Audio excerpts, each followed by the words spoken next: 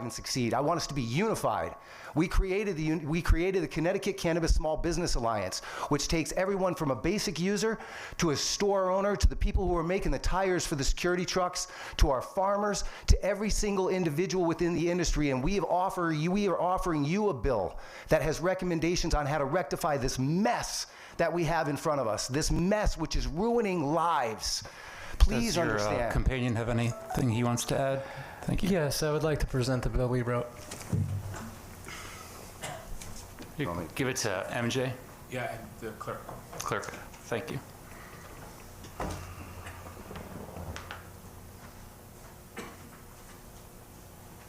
You want to give a summary of what's in it? Yes.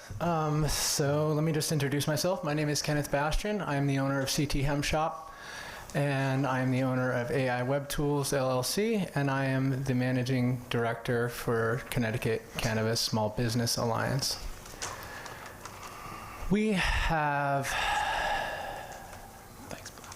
I've been extremely affected by your last legislation, okay? 95% of my products have become illegal, and none of them are psychoactive. None of them, okay? I recognize you. Yeah. You were at my shop. Anyways, I sit here before you today and I say, please listen, okay? All of our small businesses are being completely decimated, not included in this industry at all right? You guys say it's equitable. How is it equitable? How is it equitable? We're shutting down CBD shops with non-psychoactive products only to let big MSOs sell them, Mr. DeAgostino. Do you have an answer for that? So we're happy to take your testimony, guys. Is there? Do you have any further testimony you'd like to add? We've got some more people behind you. We'd like the labs to not cost so much in this state. We can't support anything small batch. That $1,500, divide that across a farmer who wants to make 100 tinctures. That 100 tinctures would be $15 just to be on the store floor, just in lab costs. We would like to make sure that all the CBD that's going into these dispensaries isn't coming from Oregon and the large MSOs who are bringing in those products today. Every bit of CBD in those spaces have not come from a single hemp farmer within this state. Not only do we want that, but we'd like for the distribution. The simple fix to this whole problem is distribution. If there was somebody who handled distribution and verified what they're selling to these stores like they do for every other regulated product that we have, then there would be no problem. The distributors would be the ones to hold accountable. Instead, we're making new rules. And I trust me, I know you guys are trying your best in certain areas, but we're stuck in this vortex of complexity and things we don't understand. We would like the EDUs become more involved. We would seriously like you to turn to our local EDUs and the professors who are teaching this to the next generation, because they're what's important. These are the CEOs and the people who are going to drive the companies of our future. And right now, they're just as confused as you are. And that's insane. We'd also like for you to look at what I grow as a crop. It doesn't need to be destroyed in a year. Basic agriculture tells you to store a certain percentage of your harvest for 3 years in case there's a drought or a blight. We would like for you to take into consideration the integration of small businesses and models that help a small business owner not have to incur the fees that are equal to the large size enterprise. They're never going to survive having to pay the same prices for their point of sale systems, for their delivery fees, and everything else associated. We'd like you to put on your economics hat and actually take a look at what's happening with the small businesses around us and enable them to be successful within the cannabis business, not just lock everything into the THC realm of the dispensaries, which right now are controlled by a large group of people who are large size enterprise. Everybody uses the term MSO. It's the wrong term. A large size enterprise has to act a certain way. It is their business. It is different than mid-size and it is different than small. But make an envelope equal to the small and to the mid-size business so we can succeed too. We cannot reach their level. And we're also asking that you follow the federal guidelines that are actually put out there for you. The reality is those guidelines are things that answer questions and have money and components that go behind them. I'm also asking you to look at your extraction. You're asking us to not produce anything with chemicals. You want it considered to be a synthetic.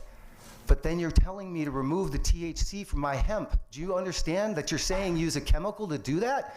The only way to get rid of THC out of my hemp is with chemicals. You have to think about what you're putting in front of us. It doesn't make any sense. You've built an industry, and now you're tearing it asunder. And Representative D'Agostino, you said that you only had one marketplace. You don't. The hemp marketplace was here first at 0.3%. And that was there very specifically before the cannabis business was. And now there's a cannabis business. And oh, by the way, we gave away gifting and grow at home. That's a third market. You have 3 markets that we need to address. And by locking THC into one of them, doesn't change anything. Okay, well said. Other questions? Representative Osborne. Thank you for your comments. I'm actually very touched by your impassioned plea to us here today, and I have a very specific question. With respect to an organic product and us saying we don't want chemicals, we don't want chemistry used on this, I know you've been here all day, so I know you've heard the other testimony. Yes, does the cannabinoid, and I'm going to get it wrong. You're all right, go for it. The ratio that you've heard prior people testify about, having that CBD ratio to THC, does that remove the issue of not having to use chemistry to have the THC 100%. Not be intoxicating? 100%. So if we were to adopt a cannabinoid. I say cannabinoid because I say cannabis, not cannabis. Okay. And so say it any way you feel comfortable. So adopting that kind of cannabinoid ratio would, in your opinion, solve that intoxicating problem of the THC because it will be coupled with these other cannabinoids. So intoxication is 5 milligrams is what your current driving studies are showing. 5 milligrams is what gets someone to a point where they shouldn't be behind a car. And we don't want anybody driving behind us. My biggest concern are people who consume things and get behind the wheel. Granted, don't want children to have it and everything else, but first and foremost, the reality is that 20-to-1 ratio gives you a ratio where it matches the need to be able to put a 3,000 or 2,000 milligram tincture out there to help those patients. And no, it won't be psychotropic. But put your hats on for a minute. The digestive tract in the upper portion of the body digests almost immediately, as opposed to an edible which goes to the stomach. Each one of our membranes absorb differently. Something that's applied to the skin is not going to get you high. This organ doesn't impact or absorb in the same way. Just think about it the way you normally would take anything else.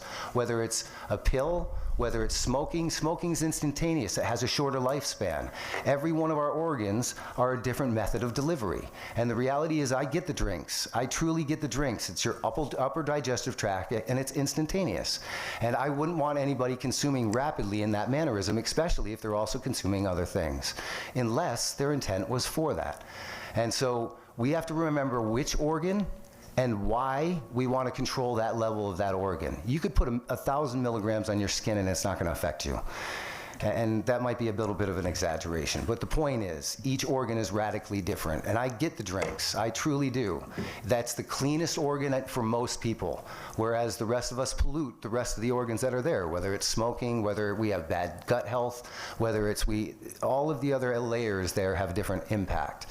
So I'm sorry I didn't. No, thank you for your help in educating me. I appreciate your testimony today. And we're here to help. We're here to give you guys, as CCSBA, ears to every layer of the vertical that's there. Every small business that exists. If you want to talk science, we'll talk science. I'll bring in professors and assistant deans from 7 different universities because I work with all of them. They all send students to my farm to learn from. I've yet to see one person come to my farm, although I've extended the invitation radically to every individual at every testimony, and I'll do it again here today.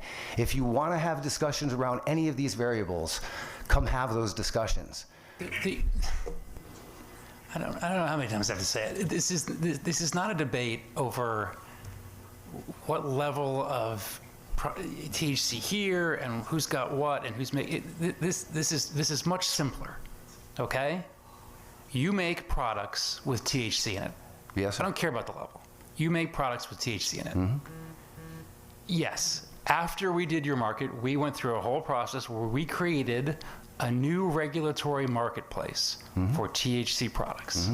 And right now, we have multiple marketplaces open for these products. And philosophically, what this legislature decided, now maybe they're going to change their mind, I don't know, is that there should be one path for those products, regardless of level. I hear what you're saying. Oh, don't worry about it.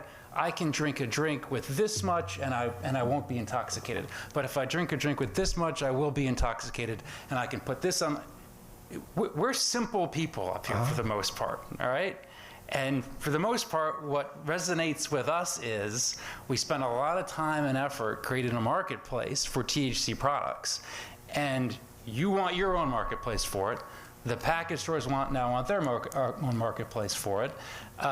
Somebody else wants a marketplace for it. I understand. I understand from your perspective, it's completely different products.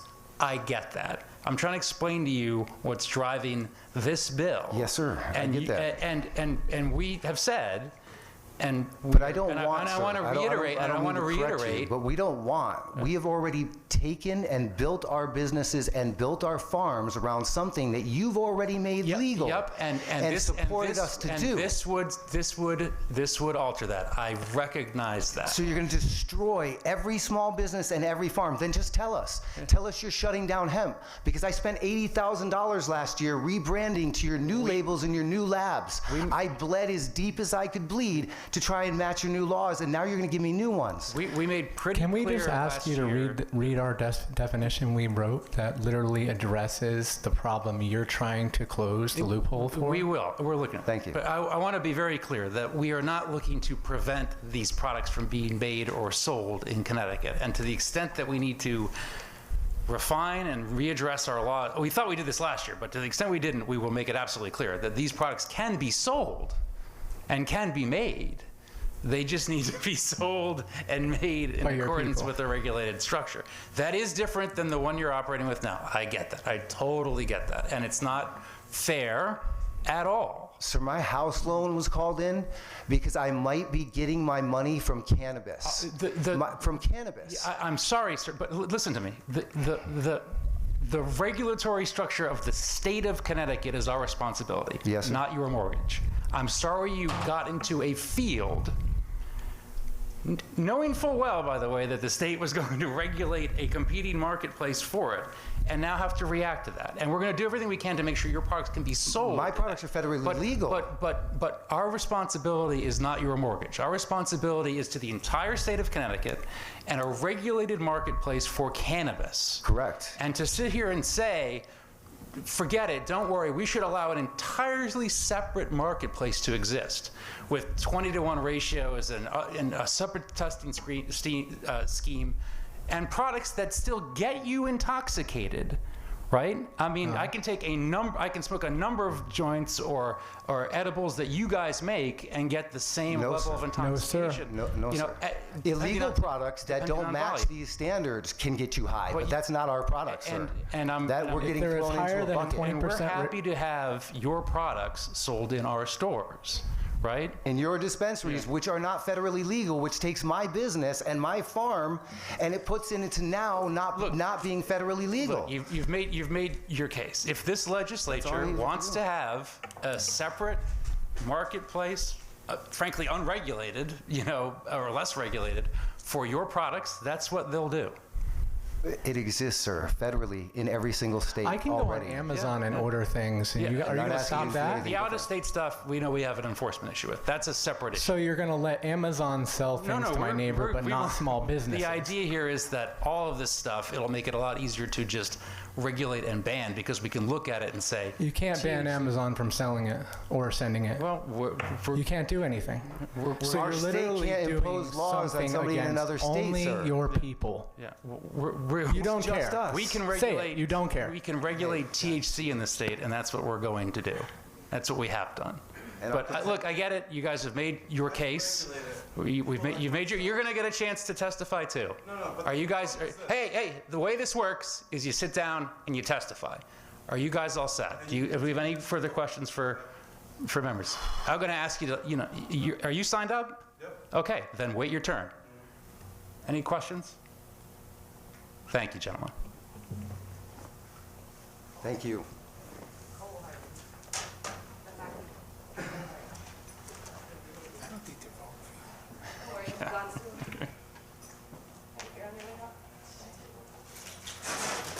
Mr. Clerk? Up next, I have TJ Elgin.